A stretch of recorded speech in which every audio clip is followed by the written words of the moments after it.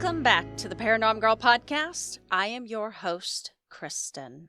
Parapalooza 2024 Live was a success.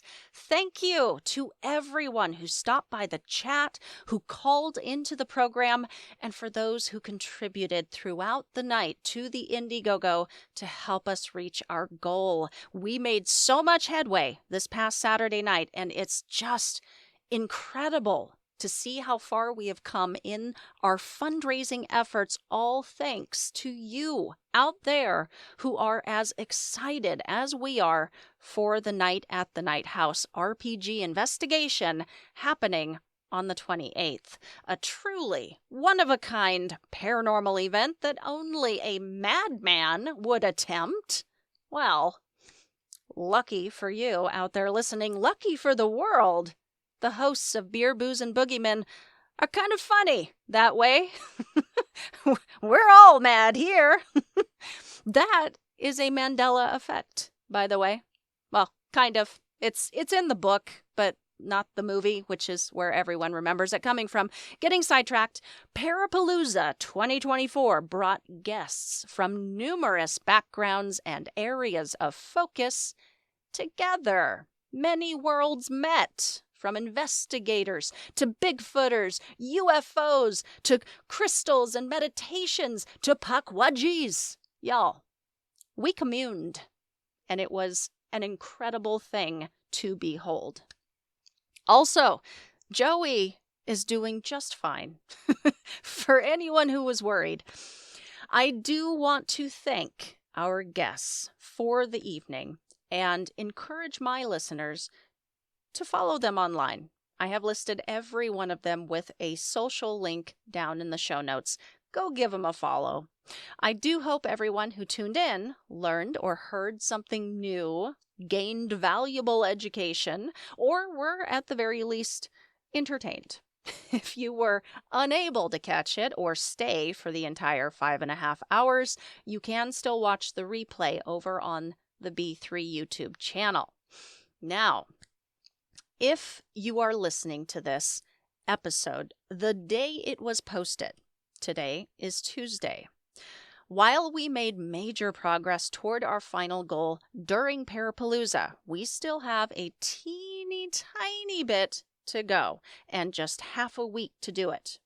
But I have faith in this community of devout paranormalists and skeptical believers. The campaign officially comes to an end this Friday. If you would like to participate in the Night at the Night House event as one of our virtual investigators, there is still time. Just $5 gets you a link to watch the investigation as it unfolds, and just $25 gets you that RPG Investigator Pass for the evening. We would like to have as many folks involved as possible, so please consider sharing the campaign with your friends and family members that you think would also be psyched to come be a part of the action. All right, on to today's guest. Unfortunately, my chat with Blaine Duncan had to be postponed. He came down with some major ick. Sick sucks. As excited as I am to have him on, there exists no world in which I would ever expect someone to tough it out just so I can get to talk to them. I do wish him very, very well, very, very soon, and I hope to learn a heck of a lot about the Amityville haunting at a later date. That being the case, though, I've got a good one for you guys today. I think you all are really going to enjoy. I first met today's guest at the Tombstone Wild West Paracon earlier this year. I told y'all I met some really neat people there, and this lovely lady is no exception. My guest has been featured on well-known radio, television, and podcast programs, including shows like Ghost Hunters and podcasts like The Grave Talks. She is an author, award-winning journalist, and paranormal historian. She owned and operated Bisbee Historical Haunted Tours, has served as editor-in-chief of the online paranormal magazine Spirits of Cochise County, and currently serves as a member of the Cochise County Historical Society. She is also part of the team who launched the Bisbee Ghost App, the most factual, most downloaded app for exploring the haunted history of Bisbee, Arizona. Please enjoy my conversation with Francine Powers. Like you said, I'm a Bisbee native, Cochise County native, and I used to be a reporter, but for my teen years, I started to research the town's history, and I never stopped. And then when I was a reporter in the different places, newspapers I worked for, they allowed me to do features about ghosts in Bisbee. And at the time, nobody covered it. And so with that, I got to publish the first ghost stories in Bisbee newspaper wise. And then in 2004, I published a book, Mirena, Don't Be Afraid. And that was the first ghost book in Bisbee. And then, so years later, many years later, about 10, I started the Bisbee Historical Tours. I started off with walking tours in the day, just straight historical.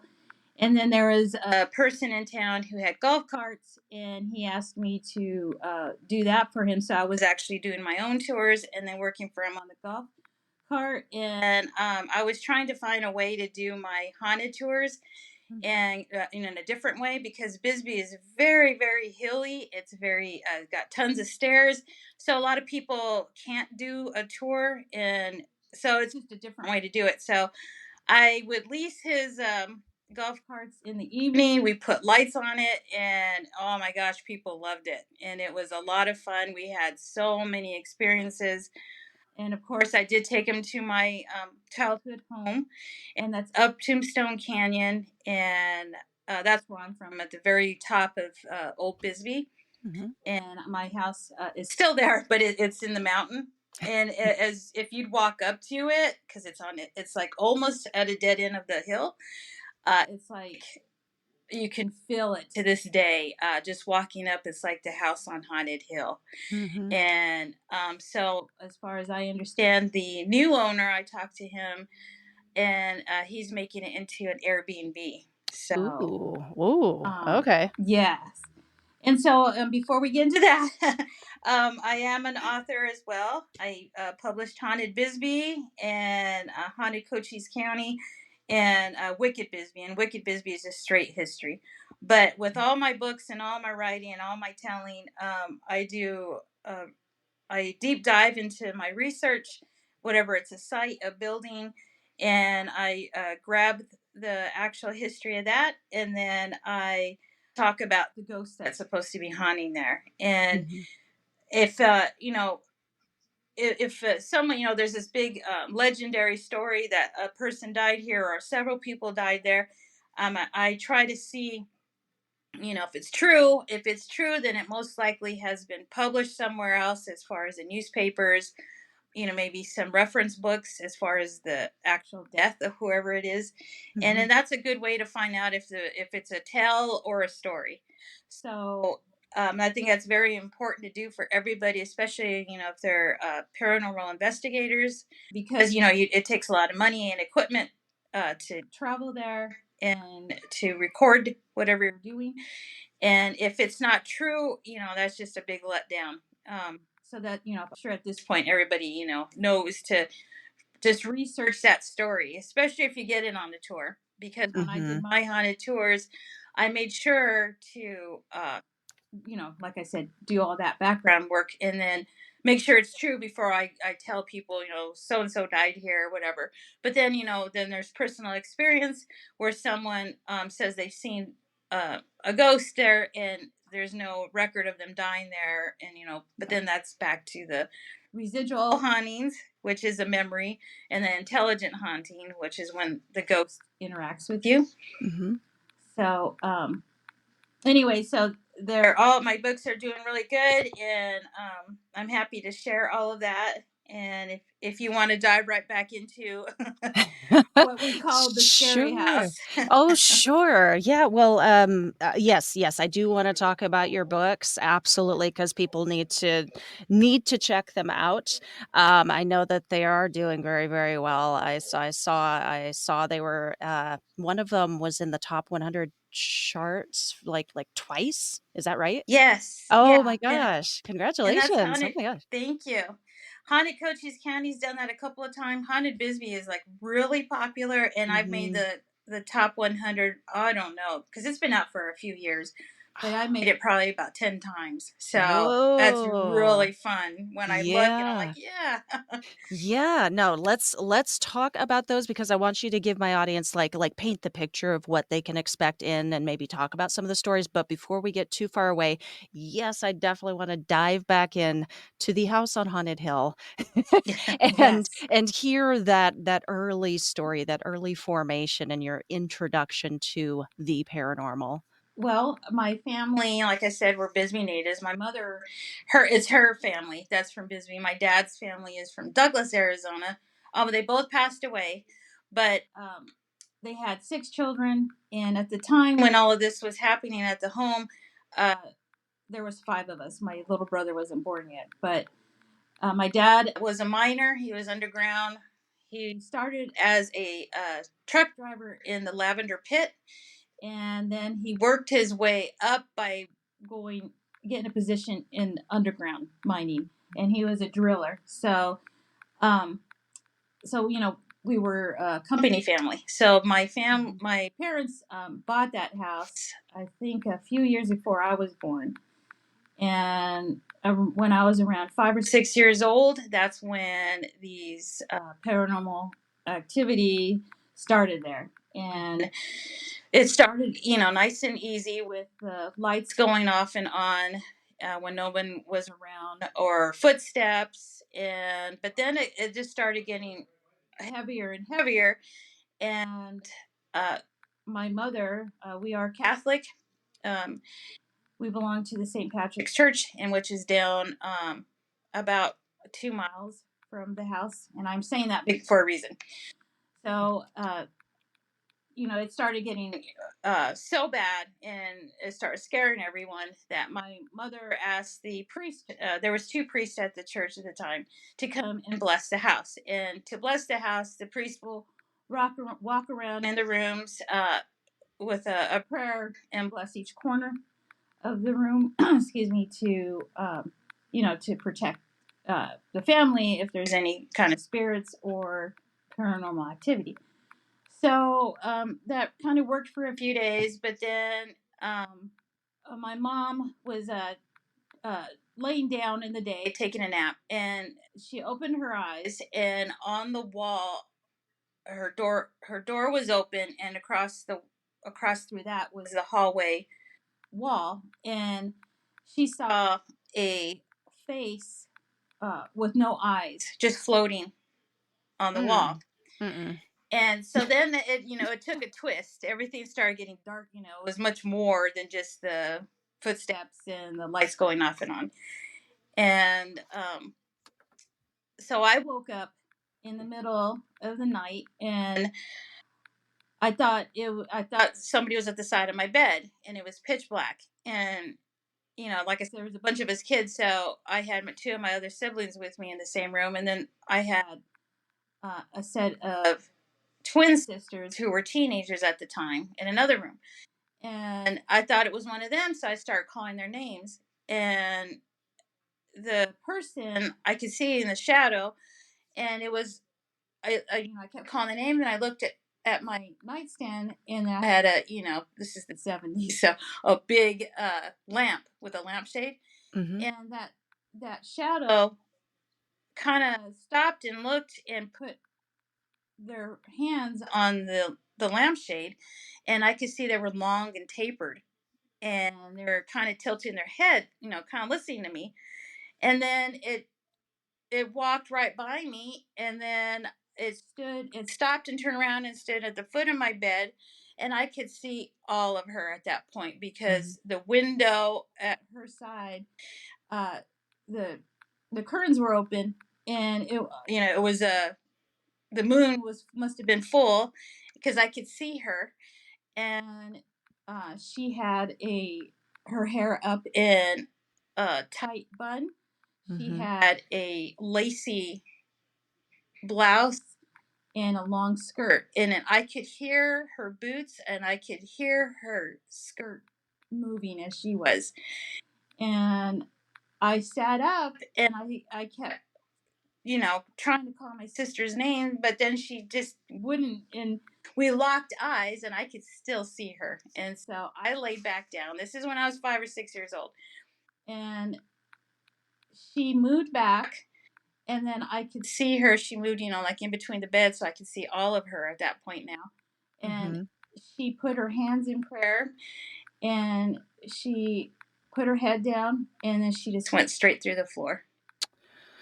Oh, okay. So that was, that. And then, my other brothers and sisters, my other sister Jenny, she was watching TV, and all of a sudden there was puffs of cigarette smoke coming out of nowhere, and just a bunch of stuff like over the top.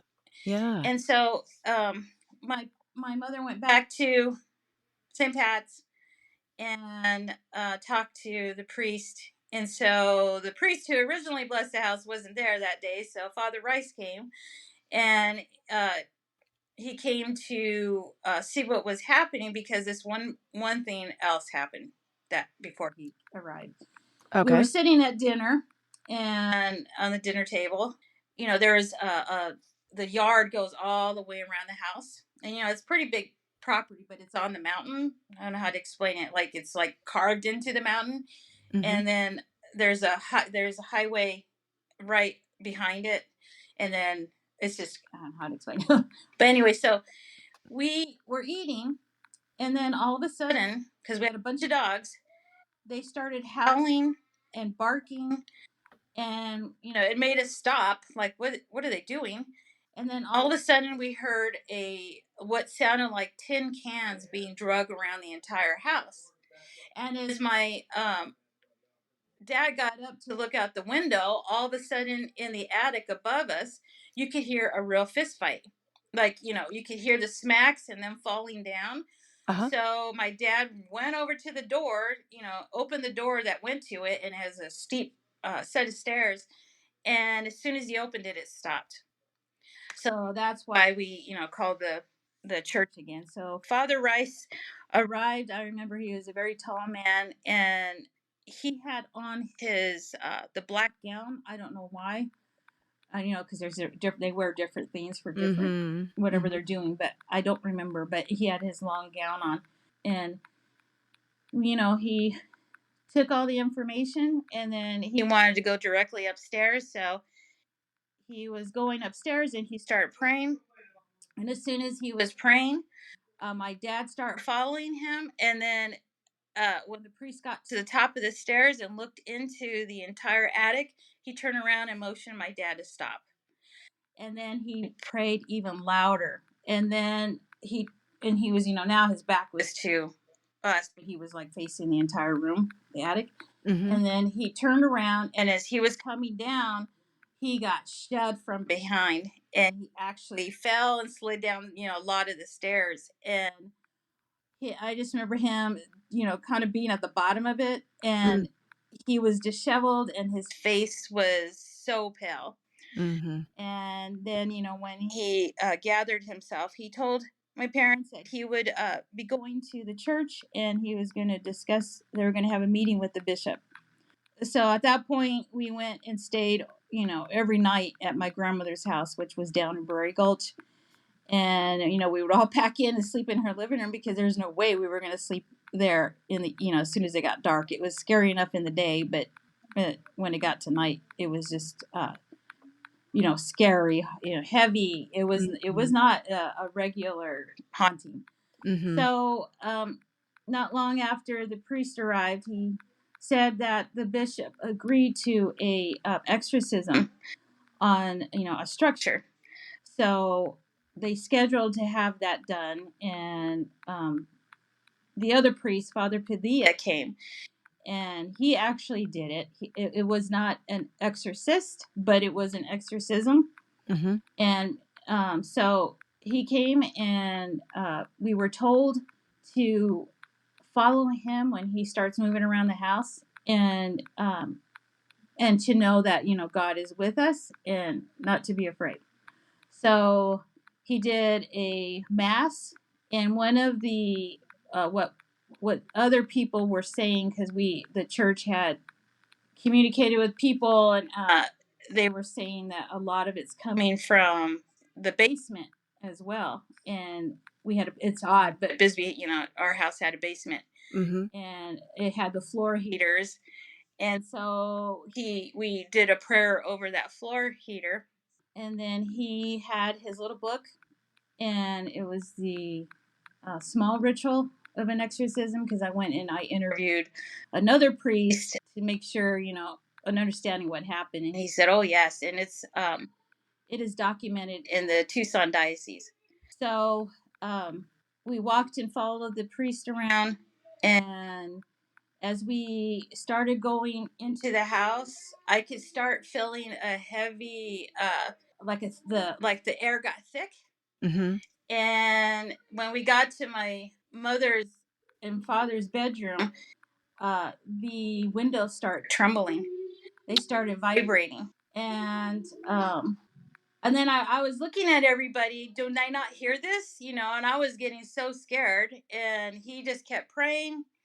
And then we went into, as we were walking back to towards the through the dining room and in the kitchen, and on the other side of the kitchen was the laundry room, and Mm-hmm. it had a thick, heavy door. As we're walking there, I could start hearing this wind, and it just started getting heavier and stronger. And I was looking at everybody, and it seemed like the priest was reacting to the same thing I was, but everybody else just had their head down praying. And all of a sudden, that laundry room, the door whipped open. It whipped open so hard it hit the back of the wall, and then it slammed. And then people screamed then.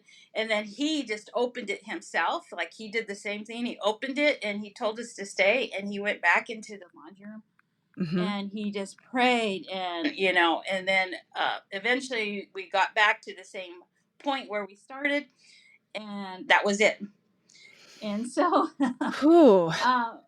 so I mean, just talking about it right now, I got some chills going. But Did it stop, like basically stop after that? Did that do it? it did calm down. Okay. So it did, but I think it didn't actually exercise what was there. I think it just like shut it down for a little bit, Okay. Okay.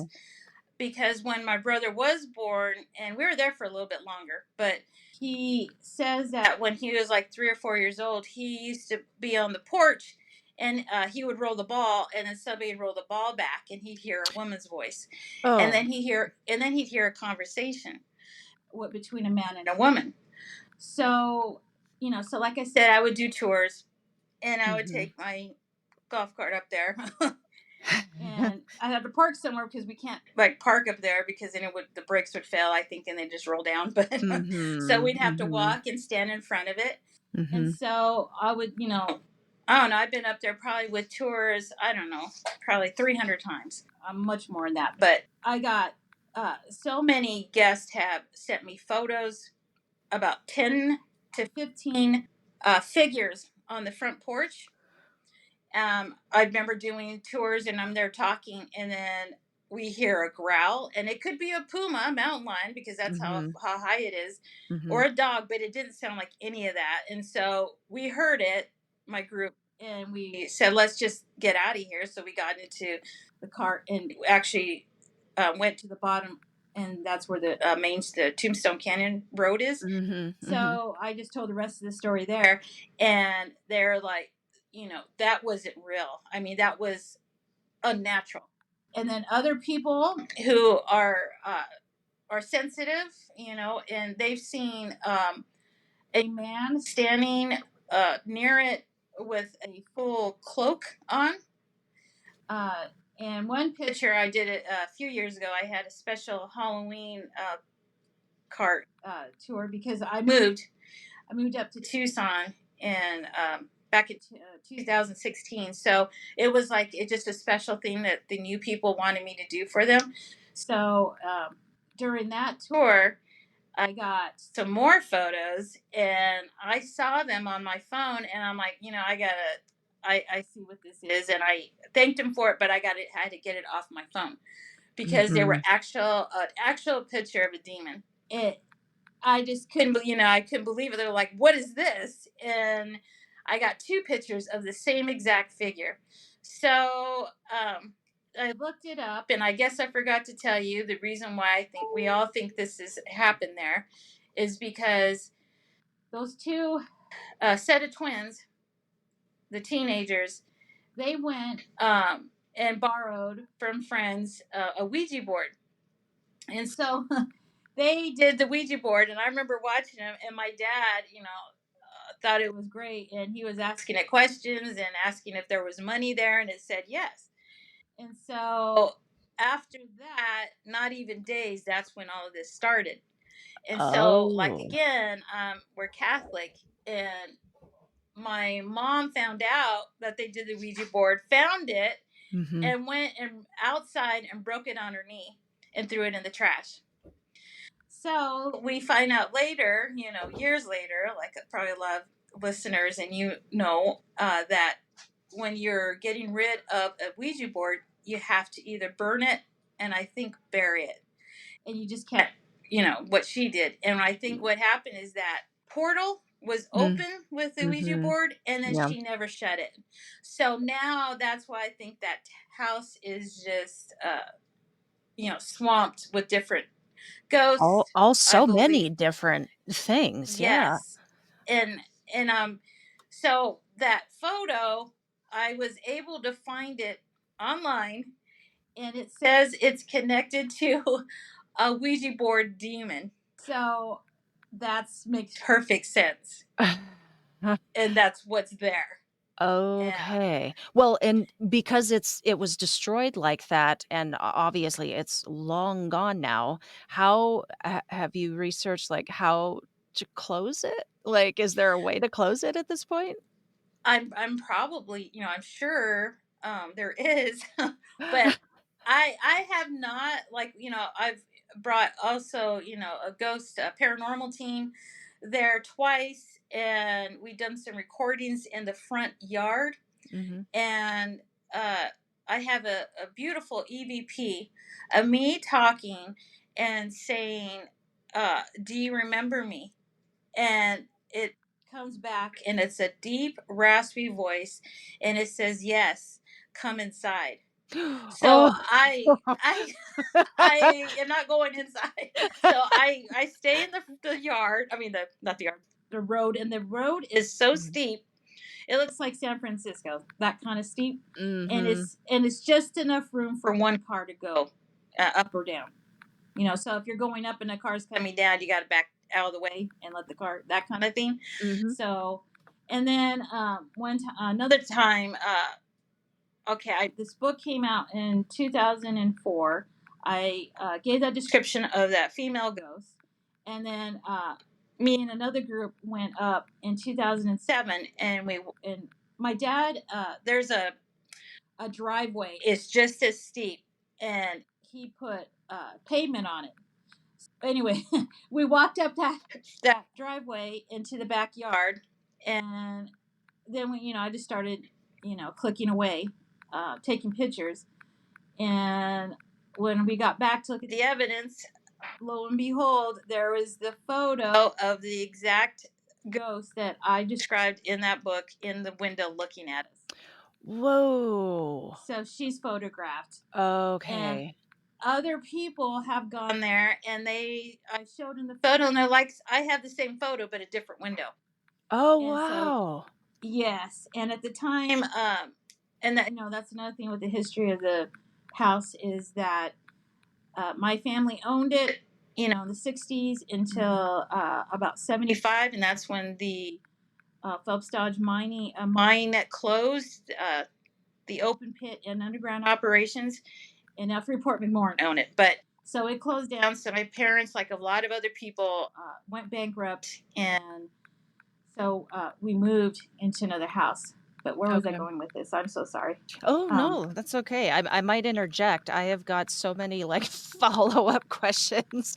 Um, can I ask, like, have you thought about like, I understand the concept of, okay, a Ouija board, it opens a window or a portal or a doorway, and you have to close it properly. Like, I understand that concept. I don't know much about portals, so I can't really speak on it, but I understand how that could contribute to such a variety of haunting activity like you just described.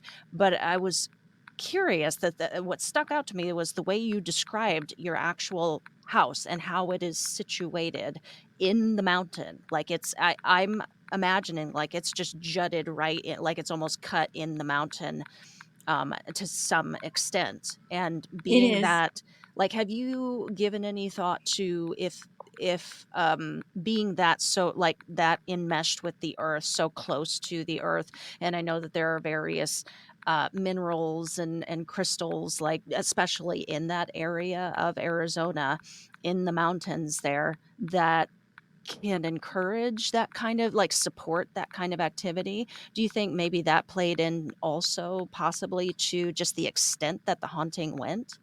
That's a very good question, and yes, I do. I Yeah. agree completely. And I was going to say that's one of the reasons I believe why Bisbee seems to be so haunted, Mm-hmm. and it has a lot to do with all of those minerals, like you were saying, Mm-hmm. and I really a lot of the residual uh, are there too, Yeah. and there's over 2,000 miles of tunnel underneath Old Bisbee and Warren and Lowell. Those are satellites or other districts of the town, Uh-huh. and it's just right underneath. So there's a big Oh. honeycomb, and then there were so many miners over the 100 or more years of mining there. It was one of the uh, if not the largest distributor of copper and in the world at one Mm-hmm. time. Mm-hmm. But yes, I do agree that what you just said. Okay. Okay. So yeah, obviously I was gonna ask you, like, of course, and we'll move on here in a second, but I'm so fascinated with haunted houses because I lived in a couple growing up as well, and just the variety of ghosts that people can experience, and just the variety of paranormal. They're not necessarily ghosts or human, spirits. They can be other things too. They can be things that have never been human. But I was just going to ask you, like, because the initial blessing did not work. It worked for a second and it did not work, and just like what that was telling you about the haunting itself. And I think we kind of answered that in all of that.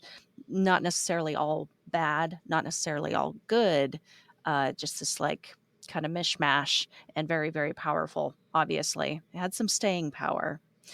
um okay, that clearly paints a picture for me as to how you took the path that you did through life. A lot of people, they have these early experiences with hauntings and with the paranormal that ultimately lead them down the path to a place where they now do something to seek answers. They become a paranormal investigator. They become a parapsychologist. You became a writer and an author and documenting this kind of information.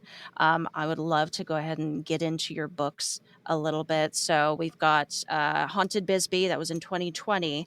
And then you've got the two newer ones, that's Haunted Cochise County, March of last year, and then the most recent one, Wicked Bisbee, in October of last year. Can you give us, Yes. tell my audience a little bit about what they're going to find in these books? What kinds of stories, if you have any, like a favorite story that pops to mind, just some of that history and some of that haunted history, if you want to share that with us. Oh, sure. Well, Haunted Bisbee, of course, is there were so many places to talk about, and of course, I covered the old, the legendary ones. And I also debunked a lot of stuff that's being said. I have a lot of personal experiences as I talk about all of these sites. But one of my favorites is the Bisbee Restoration Museum. And I'll try to be quick about that. Okay. So, like I said, when I was doing my tours, I was on Main Street every single day. So I got to be friendly with everybody, and all the businesses. And this is a 50C museum. It's a collection of everyday items from people who live there. And it's the People's Museum. That's what they call it. So it's really cool. And so the volunteers there told me that they had ghosts there. And I'm like, okay, well, great. So, I was able to go with two of the volunteers that both have had an experience with a female ghost. And we did a ghost hunt, and it was great because it was my birthday. And so we went in at night, and never been in there at night because it's a 3-story building, and it used to be the Fair store. And it was a very well-to-do store. Like Bisbee was very wealthy. At one point, that was the town, and you could see it with the buildings. It was the cosmopolitan. And I just like to make a correction. I saw, in the movie Tombstone. I love Tombstone, but Tombstone was not. It was not Bisbee. And I saw a documentary on Netflix, the same thing. No, that's not true. They had their silver mine. I mean, they're amazing. Their history's great, but Bisbee is different because it has a mine that lasted over 100 years. And again, there was a lot of wealth. So the Fair store was owned by the Frankenberg brothers, and eventually, it died out, but it turned into a lot of other things. And then finally, it was donated by the Norton family, which was part of the Frankenberg. They were both partnership. They donated to the foundation, Restoration Foundation, and they made it into the museum. So back to the ghost hunt, we sat on a middle floor, and all the lights were off, and we just started communicating with who might be there. And so in that one where we were, because we could hear upstairs and downstairs at the same time. So the volunteers said they had seen a woman standing at the top of the 3rd floor and near the sewing machines. And so they've seen her a couple of times. When they come in, they could hear a soft voice, but they could never really make what it was saying. As we were sitting there, we asked the ghost to tap or make a noise because we want to know her name.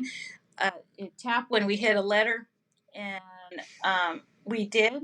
And it was amazing because it's hard to, have a ghost so being strong enough to communicate. Right. But her name is Elena, and we found out she was in her 30s. We also found out through a series of questions what she did there, and she does know who Ben Frankenberg was, and that was one of her bosses. So okay, we can see what era she was. Then she said she was a seamstress, and no to a cashier or anything like that. So that made sense why she was seen near the sewing machines. So she said that she loved working there. She was happy, but she also would bring her son, a little boy, and that he's here too. But he's not being mischievous. He just likes to play games because he'll move things around. And they looked at each other after all this, communicating with her, that things have been missing, and then it turns up somewhere else, like on one counter, and then all of a sudden somewhere else. After that was done, she was done. I think she was tired, and so we sat there in the quiet, and then you could hear small footsteps coming from one corner of the building right over us onto the other side. Whoa! And that was awesome. So yeah, that's one of my favorite stories there. Oh, love that! Love it. And that was in Haunted Bisbee. Bisbee, yes. Okay. I was, and then go ahead. Well, I was curious because, like, you're a very good storyteller. I heard a story when I was in Tombstone, because I know you talk about the wider, Cochise County, and you do tell some Tombstone stories. But I was curious if you included anything about the John Heath story. Well, I have a great. I know This it's is a not a. great promo for me, Mhm. though. Oh, okay. We I am okay. I've been wanting to do this for years, and I finally we got it. I have a committee, and we're Cochise Historic Productions, Okay. and Okay. we are this December on the 7th and 8th in Bisbee and Tombstone. We are going to have reenactments of the Bisbee Massacre, Ooh. and that's in Bisbee. We're going to have that down in Lowell, and we're going to have some other festivities around it. We're going to have lectures, historical lectures, and then in Tombstone we're doing the same thing. We're going to have reenactment of the actual Bisbee Massacre. Then we're actually going to the courthouse, and we're going to do a reenactment there. We're going to have lectures about John Heath. So we're very excited. And so that's this December. Okay. So, yes, I did mention John Heath in Haunted Cochise County.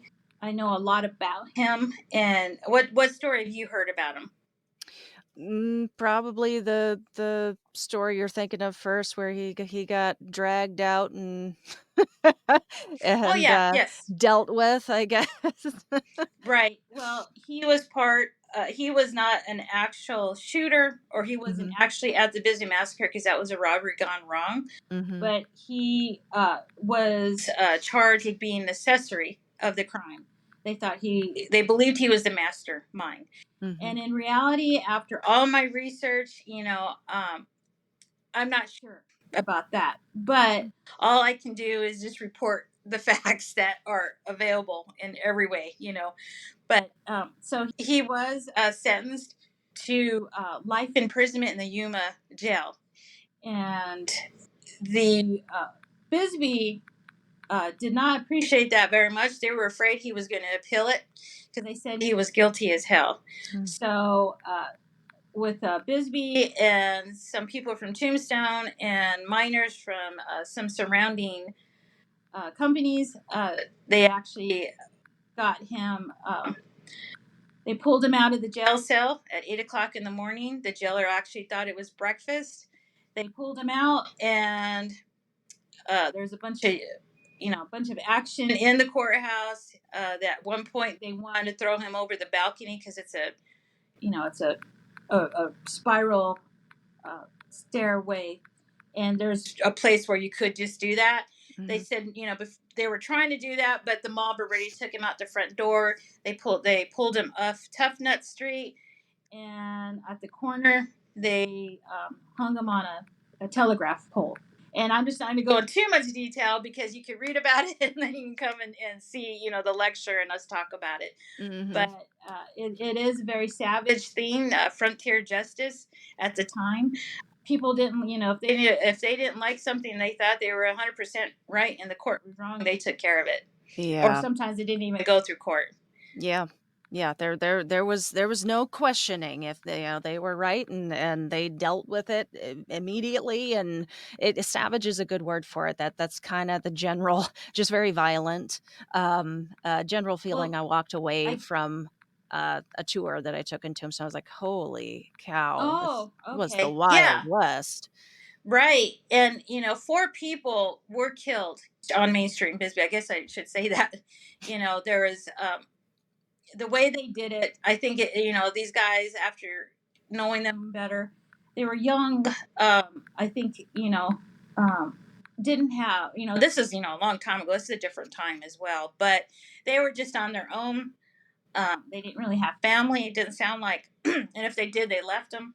Mhm. They did a bunch of robberies. In fact, they were actually accused of being part of the Cowboys, and they, one or two may have been at one point, but as a group, they were not. So the four people were killed on Main Street. One of them, and I think this is what really tipped the opinion of the Bisbee citizens more than anything. It was Annie Roberts, and she was 8 months pregnant.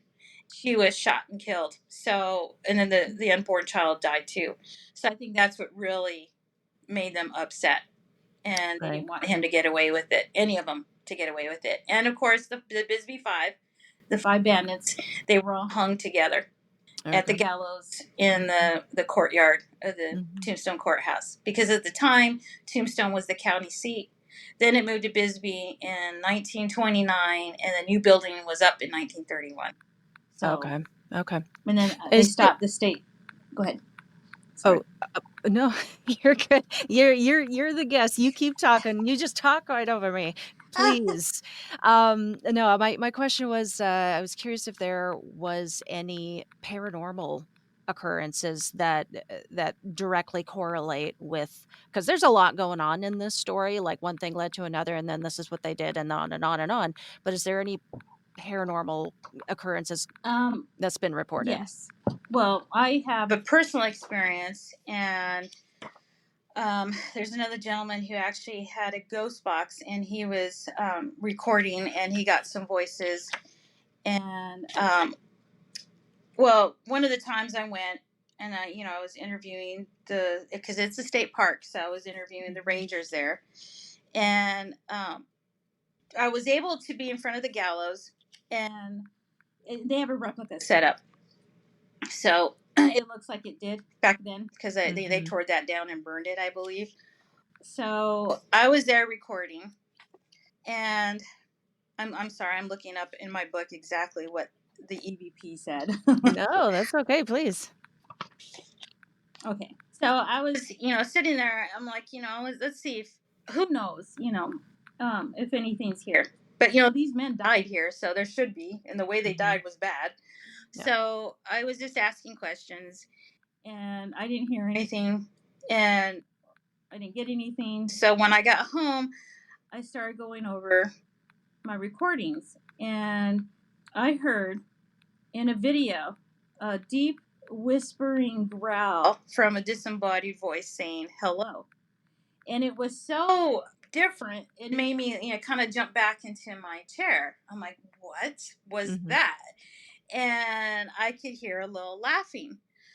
So I got that evidence. And then there's a gentleman named Jeff Woolwine, and he is from Haunted Encounters Adventures, and he did, like I said, he was in the courthouse, and he was doing some of the ghost box work. Mhm. And I talked to him, and he has a video out, and he was just asking questions, and he would say who was here, and the ghost said me, and I am. And then he asked the name, and the answer was Dowd. And Dowd is one of the Bisbee bandits. His name is Dan Dowd, Big Dan Dowd. Huh. And as soon as I heard that name, I knew he was, that's who he was talking to. Yeah. And then he was asking, "Where are you?" And then he says, "We're outside." And right outside is the gallows. Oh. And if you look out the window, it's right there. And then it says some other stuff like "Don't let me out." Don't understand what that means. Then it said Will's outside. Well, there's William Delaney, and he's one of the other Oh. guys. Okay. And so I was like, and also William Helderman, but I think it's Delaney. So I just think it's really interesting that I caught that EVP, and then in the middle of the day, and I guess it doesn't really matter when, but and then he had all that recording in the courtroom, and also you could hear in the recording that he did, you can hear a whole courtroom going on. You can hear voices, you could hear the gavel of the judge, Whoa.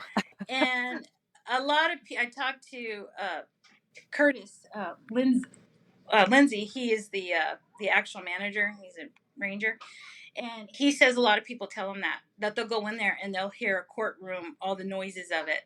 So I think that's a very powerful room because of all the emotions and everything that happened in there, and I think that's residual. Okay. And Okay. so yeah, it's a beautiful courthouse. They really took care of it. They're taking care of it. It's a great place to visit, and yeah, I think it's haunted. Yeah. You know what? People say that Cochise County is the most haunted. Like not just Tombstone, Bisbee, just everything in there. It's so haunted, and it's people discount it like, yeah, whatever, everything's so haunted. No, like this is these stories that you are telling, these experiences that you are telling, all of the stuff that happened. Like it's really that active. Like I was there for like 3 days, and I had stuff happen. Like it's like it's bursting at the seams to happen. Like it's there. I'd recommend to anybody, if you've never made it down to this part of America, just go for a couple of days, check out the history, check out the hauntings, take a tour, do it, because like I can't guarantee you'll experience anything, but I mean, like you said, like there's just all this stuff happening just in this one location, just in the courthouse, and you can Right. hear it and you can And that capture it. reminded me, you Mm-hmm. said about tours, that reminds Mm-hmm. me about the Bisbee Ghost App. And it just been created back in April. It's brand Mm-hmm. new. And it's owned by Chris Whitney, and I'm one of his writers. And so we talk about all the ghosts in history. Some of the stories are just straight history, but it's got great graphics. He's got narration going on, so you can either hear it or read it. And a new addition to the app is self-guided tours, so you can give yourself a tour with the app in the area of Warren, and then you can do the old Bisbee. uh, it's on Main Street, and then it goes on to the Gulch, and he has several set up, and it's just a fantastic way to do a tour. So it's on It's your own. Yeah. Good. Oh, no, no. I wanna dig into the app with you so you can, like, tell everybody just the cool features in this thing. Like, it's not it's whatever you're thinking this is, I don't think you've ever seen an app quite like this. Like, it's written out so well. Like Francine was saying, you can take tours, like, they're all set up for you, like Main Street tour I see here, Brewery Gulch Red Light District tour. It'll tell you how long it's going to last. You get the description, and then you just start tour, and you can actually listen to the like you're actually on a tour. Like it is self-guided, but you get to listen to it and see these locations, right? Right. It's like Elvis and Graceland. Mm-hmm. Mm-hmm. Now you you also have hold on, where was it? Hold on. So, yeah, so there's the 3 options. I kinda wanna paint the picture of the app for folks, because I really, really recommend. I downloaded it as soon as I got back from Tombstone, and it's just fabulous, and I Great. do recommend that people check it out. If you're a paranormal investigator, if you're not a paranormal investigator, if you're into history, you're a history buff, if you visit Bisbee, visit this area. This is an awesome. I can't, like, I don't know, glow about it more. It's awesome. Oh, Grab it. But one of the options, so you've got the map here under locations, and it does pull up the area of Bisbee, and I see some numbers down here in Lowell, of course, but it's so simple to use. You just click one of the little bubbles that pop up, listeners, and then it'll literally give you like a map of all of these sites that you can visit in this area, and tell you about them. But I specifically wanted to ask you about the sensors, the ghost investigating capabilities. Can you talk about those? Why are um, those on there? that is, I don't I don't know. That's the Oh, owner. He put it on there, oh, but he says that, I mean, I don't know. I don't want to say because I don't really have the oh, information, but no, but no. I think, like all the app ones, they do work. You Mhm. know. Like the ghost, all the like ghost apps that you can get. Yeah. Yeah, well, I like this because it's so simple. Even if folks are doubtful of those regular ghost apps that you can get, it's simple enough. Like it gives you the necessary some necessary information, so you can safely use the sensors that are included in this app. So there's one, it measures the barometric pressure in the area immediately surrounding you, and then the other, of course, measures EMF, electromagnetic field, around you. So those are like kind of essential information to have if somebody is interested in just using the app to, test out one of the sites. Go to one of the sites, pull up the sensors, and just check it out. Check it out. I think that was all. That was my questions about the app. Oh, no, one more. Are there plans, or are there plans to actually expand outside of Bisbee and Lowell? Yes. I can't say Ooh, too much, but okay. yes. And Okay. people have been asking, some really cool people have been asking. And, and the Bisbee Ghost app has actually been ranking at least, a top 100 or even the top 50 since it Mhm. got launched back in April worldwide. So it's doing very well. And like you said, it's a different way of doing an app. I have never seen anything like that either. So that's when I was approached about it. I'm like, oh, well, let me see. And then I could see where before, how it was going to look. And I'm like, oh, this is Mhm. amazing. Mhm. So, and then there's some straight history stuff in there as well. One of my favorites is the Gulch Bear, and that has to do with Joseph Muheim. He is my very favorite Bisbee pioneer. He was a mogul. He came from Switzerland. He came to work with his brothers, the Dubachers, in Brewery Gulch. They had a brewery there. They were making beer, and that's why Brewery Gulch is called Brewery Gulch, because of their brewery. Mhm. And he started as a bartender. He became so popular that a miner brought him a black bear cub from the Huachuca Mountains. And if you want to know more, you can download the app. Or you can read it in Wicked Bisbee. Wicked Bisbee is just straight history, a This is dark history. I'm showing my audience here the, gorgeous little Oh, yeah. crocheted bears that you had at Tombstone. Yes, Thank you for this. yes. It sits on my shelf as a reminder of Gulch Bear. Aw. Well, I after seeing that, he grew up to box the miners and cowboys, and he drank beer, and he loved it. Of course. You know what? Only in Bisbee. Exactly. And we do Well, have a photo of actual Joseph Muheim and his bear, so it's oh, just you not a do? story. Yeah, Oh, very you can cool. find it online anywhere. So audience, yes, please check out the app. Give it a watch, a read, a try. Check out the books. I think yeah, we didn't talk too much about the Wicked Bisbee, but just briefly, is that just history, or is it true crime tied into those stories? Yeah, it Okay. is, and Okay. it's just a document of all the bizarre and dark things that happen. Like Bisbee is just thought of as, the wealthy mining town, but it also was at one time, the Wild West. Obviously, the Bisbee massacre happened there. Mhm. Mhm. And one thing, it's dark. The Copper Queen Library actually started because there was this. I'll try to be as quick as I can. There was this shootout on Main Street. A Mexican national. He had got thrown out earlier, and he came back, borrowed a friend's rifle. He shot out the bar. He actually shot people and killed, I believe, two people. But he went and hid, and there was a posse. They went looking for him. They found him because it was raining that night, and they found the tracks. And his friend actually said that he stole the rifle. He didn't lend it to him.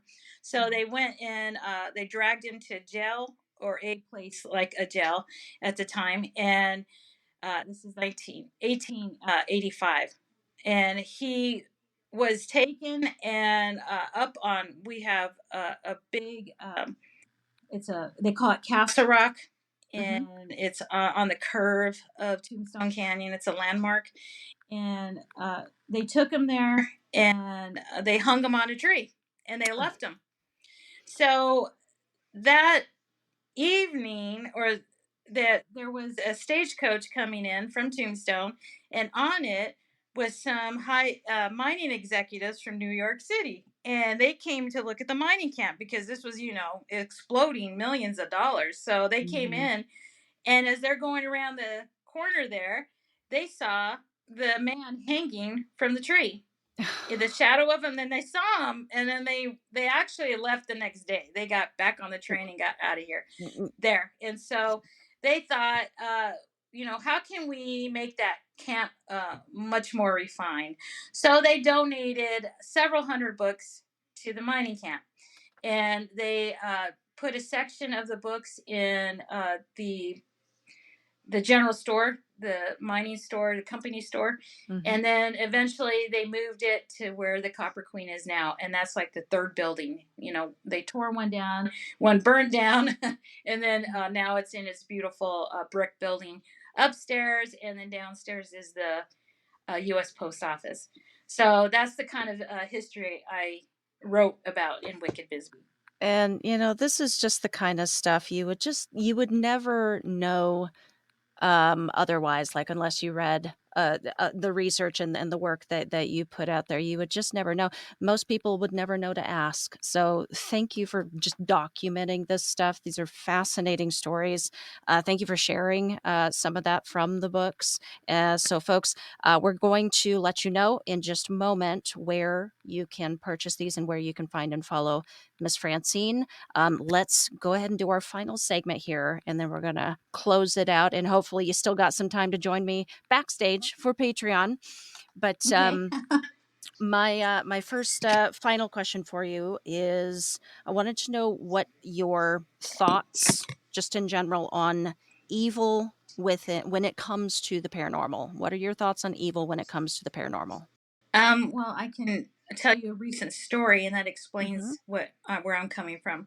Okay. So again, I'm Catholic, Roman Catholic, baptized, confirmed, and even so, I would hunt ghosts, and I would think of myself as a medium, because I still can hear ghosts. I can see them, and I would communicate with them. And when I started the haunted tour, I spoke with the priest at St. Pat's at the time, Father Jonda, and we had a 2-hour conversation. And he was very interested in what I had to say. And he says, as long as I approach it in the way I've been approaching it, that was fine. And he blessed my business. Mm-hmm. So I'll forward fast, just about a year or two. Oh, it's about a year ago. And I write about, and it's in the Ghost App, and it's in haunted Cochise County. I write about the Greenway Manor. It's very haunted, and I was invited to do a seance there, and I invited 2 other people, well-known ghost people, to do it with me, and we had 3. They were very successful. I did the pendulum, and I was able to actually get a talk to some historical figures and many people of the audience. And so by the second one, there was different communications being done, and one of them was the palms on the table. Mm-hmm. Everybody puts their hands on the table, and if it vibrates, that's how they're going to communicate.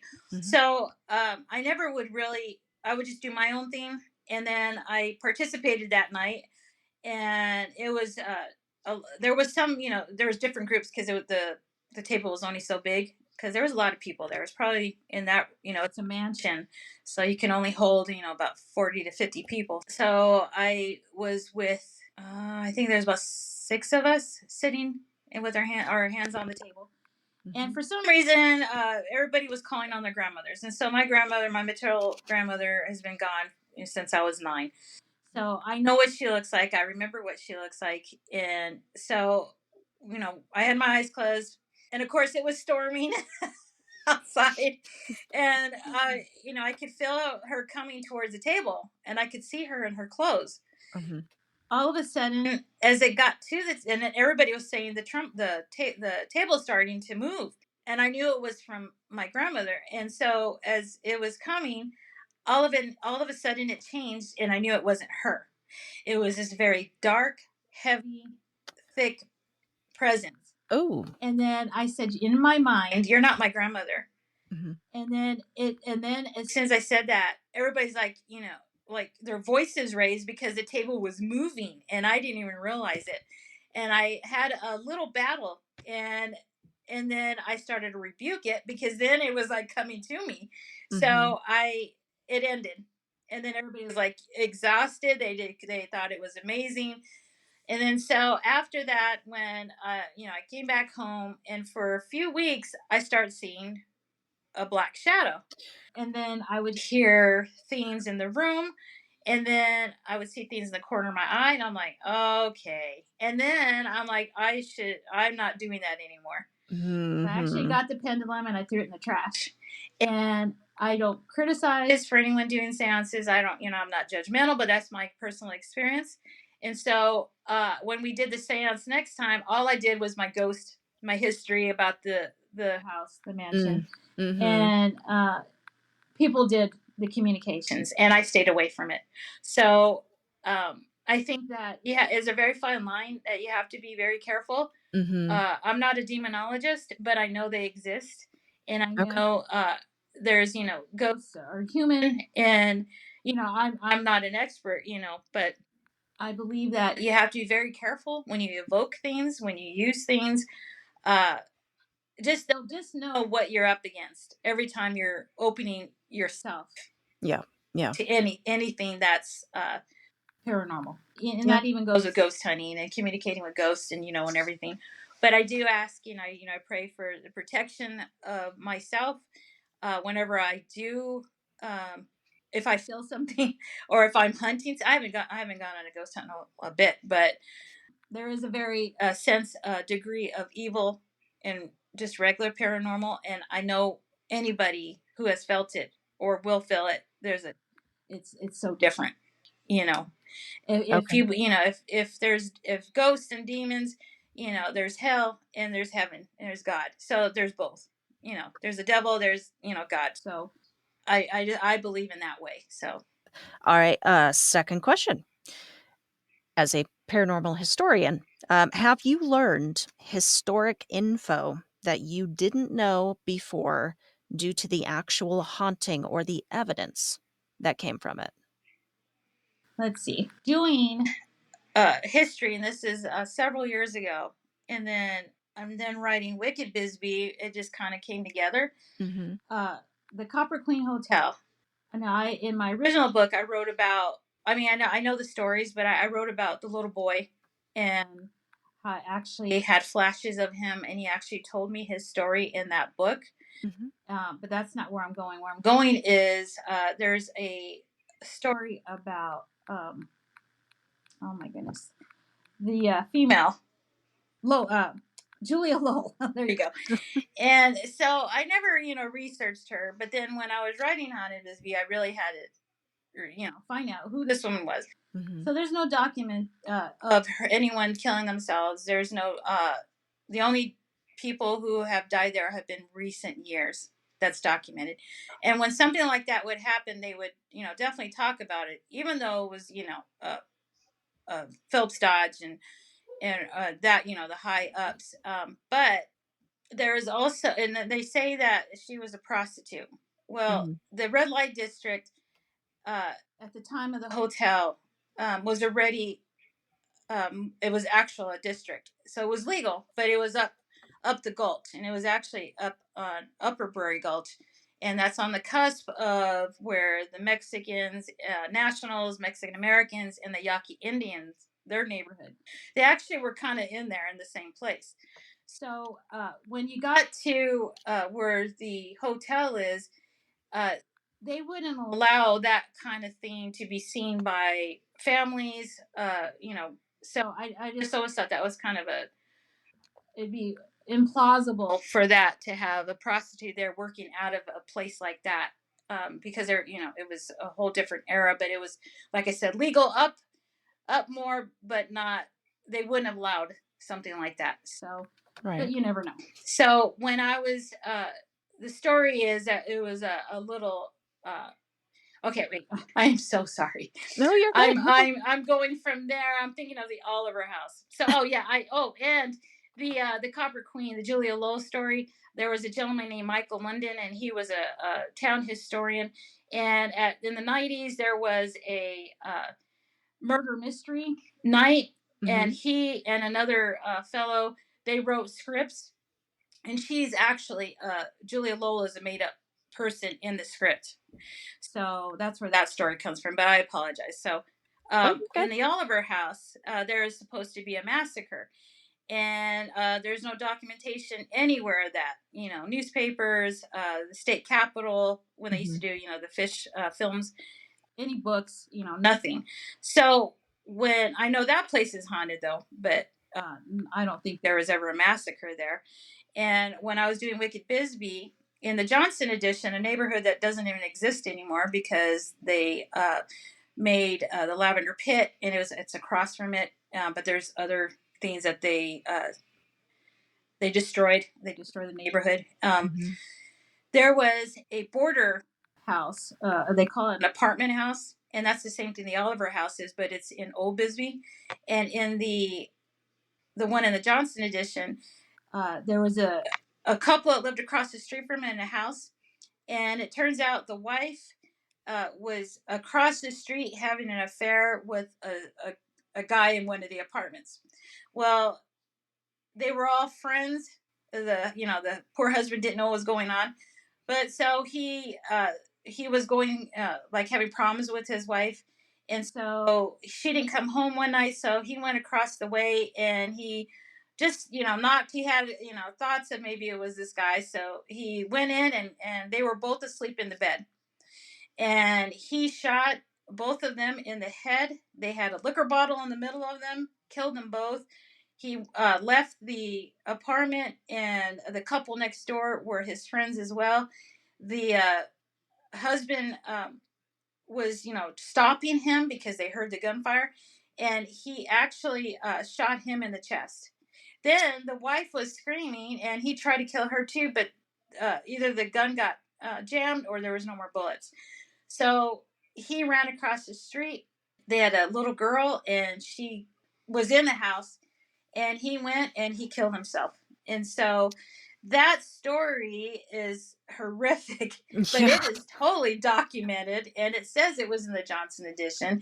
And they've used that same scenario Mm-hmm. at the Oliver house. Okay. So either they did it on purpose or they got it confused. So that's one of the things that I found out, that it really happened, but not there. Yeah. Okay. So Okay. Okay. Awesome. All right. Final question for you. This will be easy one. Sorry, that was a hard one. I apologize. Easy one. Someone is visiting Bisbee for the first time and wants to do something haunted. What is the one place, if they could only do one, what is the one place you would send them? You would recommend they go? I would send them to the city park because that's in the Gulch, and that's something you don't have to buy a ticket for. You just walk right in onto it, and you can do whatever you want. You can have an investigation, you can do recording, and you most likely will get something, and take photos. Because the city park is the Pioneer Cemetery. It used to be. It was the original cemetery in Bisbee, and in 19 it was made into a city park by 1916, but it had the pioneer, the original people who were there buried, and they moved all those bodies over to Evergreen Cemetery in Lowell. And when I had said earlier, we lived up on Tombstone Canyon, and my because the mines closed, my parents lost their home, so we moved into a house down on the Gulch, which is above City Park. And so at the time, it used to have two basketball, backboards. And I would go, and I was in, I think the sixth, seventh grade, and I would go down. Okay, my house is there on the top on below up Upper Drive, and below there's a street, and then below that is the city park. That's how everything is like on layers in Bisbee. Mm-hmm. And then up below the park is Brewery Gulch. So the park, there's the park, it's all cement, and it's got a great grandstand, and it's got cement bleachers, huge ones. And then below it they made offices. Okay. So Okay. they carved out the mountain. Oh, So anyway, so as a junior high kid, I would go and walk to my right from the house down the stairs, and that's right into an entrance. And then there's another entrance where you can actually drive a car if you had to. Mm-hmm. And so down the stair entrance, I would see at the opening there, I would see a young boy. And but he wasn't there. It was a ghost. Mm-hmm. So because I thought everybody saw ghosts and I was kind of used to it, and so it scared me, but not enough to make me leave. Mm-hmm. And so I would see him often. So then back in the early 2000s, I my friend and I and she Debbie Branding, she does ghost workshops, and we've been friends for like over 20 years. So she had read my book, I had wrote about it, and then she said she had experiences there too. So we went back there along with another friend, Sheila, and so we decided to document what happened. And so she said that, yeah, she didn't see a boy, but when she would walk in the same areas, she would feel dizzy. She would feel like electricity went through her. And then when she did a workshop one year, she went back home in Phoenix, and she said for several days in the mirror, she saw a boy standing behind her. And so Debbie's very petite. She's like 4'9". So if the boy that I saw, that would make sense because they're about the same height. And so we did a seance with a stick. We just put a stick on the ground, and she had a VHS tape. This is how long ago. And so she recorded it, and we asked, a series of questions. He did remember who I was. Mm-hmm. And at the end of it, it turns out that he is there protecting the gravesite of his mother. He believes she's still there. And so he doesn't want people to go over her, and apparently it's right by the gate. And we know that all of the bodies were taken out. They were very careful because they raised, a committee raised to do that and make a play park. But it was a very important thing to do to make sure all the bodies were gone, even though that it was the records were not kept well. But they did. Like I said, again, they have offices below, so it's very unlikely, but I really don't believe there's bodies there anymore. But this ghost boy really believes that she's still there. Oh, that is heartbreaking, though. That is so sad. So when I would do tours, I would park the cart and walk down the stairs and bring people down there and stand there. Mm-hmm. And oh my goodness, so many things happen there. I would wear a costume with a big bow in the back, and one time people were there talking or sitting, and some of them kind of were behind me, and they saw, and I felt that bow untie. And I'm like, what? And so every time I'm there, he comes right to me. He knows who I am. And so I always tell people, and I'm getting the chills, if they go and they talk to him or whoever else is there that I have not seen, to make sure that they stay there. They're not allowed to follow you home, because I know he followed Debbie home. So whenever you go, just make sure to tell him he can't follow you. That's an easy place to go, free, Okay. All right. You heard her, peeps. Get down to Bisbee. Check out the city park and everything else. All right. That is all I've got for you today. Francine, why don't you tell my audience where they can find and follow you online if you like that, and also where they can pick up copies of your books. Well, I'm on TikTok. I think it's under Francine Powers, the copper miner's daughter, and Instagram, just my name, Francine Powers. Facebook, I was off for several years, so I just got back on. And you can buy my book anywhere, online, Amazon, the big chain bookstores, and in Tombstone, and Bisbee, Douglas, Sarah Vista. They have them everywhere, so it's really great. Okay. And to close out the episode, would you like to leave us with any final thoughts, words of wisdom, or a piece of advice? Well, first of all, thank you for having me on. It's just a great podcast. And just that, again, please do your research before you go to a site. Otherwise, it's going to, I don't want it to be a waste of your time. just because you heard a story somewhere. I would research the history and the actual ghost and have fun. Be careful, protect yourself in every which way. And, you never know, you might stumble upon a ghost or spirit that needs help. And you just being there might be a good coping instrument for them. And they might not be stuck anymore. But anyway, just have a great time. And thank you for listening to me today. Paranormal historian and author Francine Powers, thank you so much for joining me.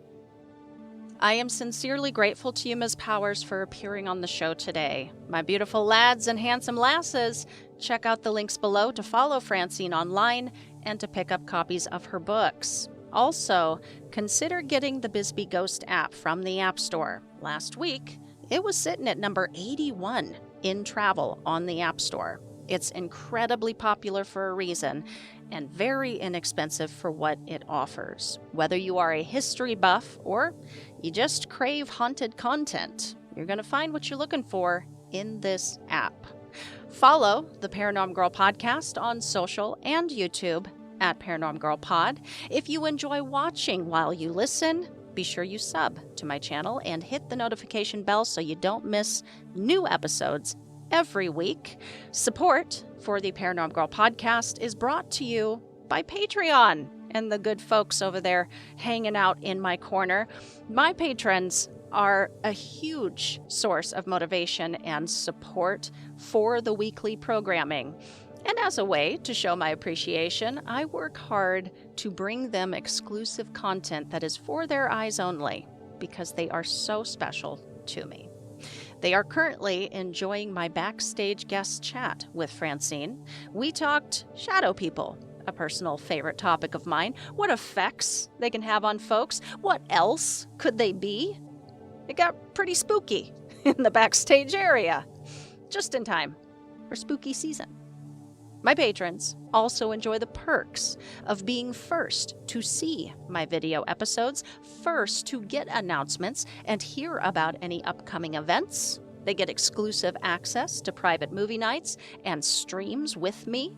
We recently watched Giganto, the real King Kong, and it was excellent, of course. Doug Highcheck sent me a copy following his appearance on the show, and it took everything in me to not watch the dang thing before I could share it with my patrons for our private movie night together.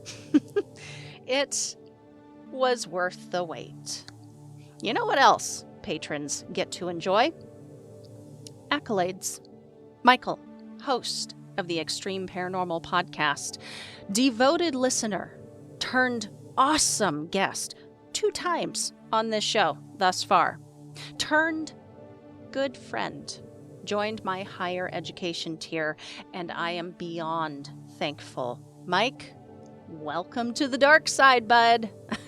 I know you are really looking forward to this season in particular. Ghosts are your jam. I'm going to do my damnedest to bring it, brother. And I am so grateful to have your support while I'm going for it. If you are interested in joining Mike and the rest of the PGP patrons, visit patreon.com/Paranorm Girl Pod. Don't forget, Paranorm Girl now has a story recording line. 208-717-1655 is the number. It is an open line, so call in with any spooky experience that you have had. Leave your name and the location where the event took place, and then tell your story. If you need more than the 3 minutes that the system allows, just hit redial and pick up right where you left off. All these stories are going to be played on an upcoming Spectral Shorts episode, and any stories that align with the season subject, ghosts and hauntings, will be featured at the top of an upcoming deep dive episode. That is going to wrap today's show.